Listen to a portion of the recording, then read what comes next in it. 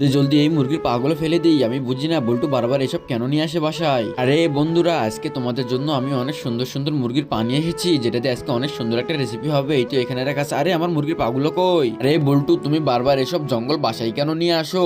এই বল্টুর মা, তুমি শুধু বারবার আমার জিনিসগুলো ফেলে দাও। আমি এগুলো অনেক দাম দিয়ে কিনে নিয়ে এসেছি, এটাতে অনেক সুন্দর একটা রেসিপি হয়, তুমি জানো না? হ্যাঁ হ্যাঁ, আমি জানি এটা দিয়ে কত সুন্দর রেসিপি হয়। বারবার তুমি শুধু জঙ্গল কিনে নিয়ে আসো বাসায়। যাও, তোমার সঙ্গে কোনো কথা বলে লাভ নেই। তুমি শুধু বারবার আমার এইসব জিনিসপাতি ফেলে দাও। এইগুলো এখন আমি জলদি জলদি তুলে নিই। এগুলো দিয়ে অনেক সুন্দর একটা রেসিপি তৈরি হবে। রান্না করার আগে এই মুরগির পাগুলোকে ভালোভাবে পানি দিয়ে পরিষ্কার করে নিতে হবে, যাতে কোনো ময়লা না লেগে থাকে। এরপরে মুরগির পাগুলোকে গরম তেলের মধ্যে দিয়ে দিতে হবে, দিয়ে এটাকে ঢাকনা দিয়ে ঢেকে দিয়ে কিছুক্ষণ একটু ভেজে নিতে হবে। এই তো বন্ধুরা, বলতে বলতে আমার মুরগির পাগুলো একদম ভাজা হয়ে গেছে। এইবার এই মুরগির পাগুলোকে তুলে নিতে হবে। তুলে নেওয়ার পরে আমি একদম রান্না করব।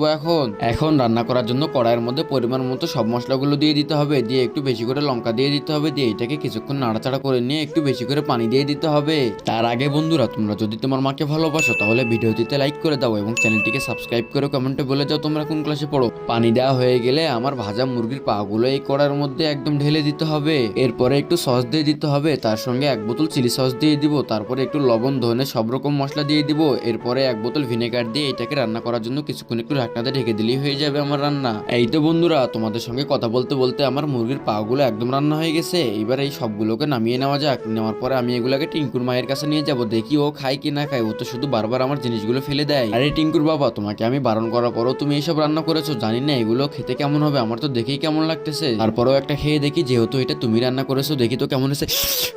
আরে ভাই, এটা তো অনেক মজার হয়েছে। আমি তো শুধু বারবার এসব জিনিসপাতি ফেলে দিয়ে যাও, আজকে থেকে আর এইগুলো ফেলবো না।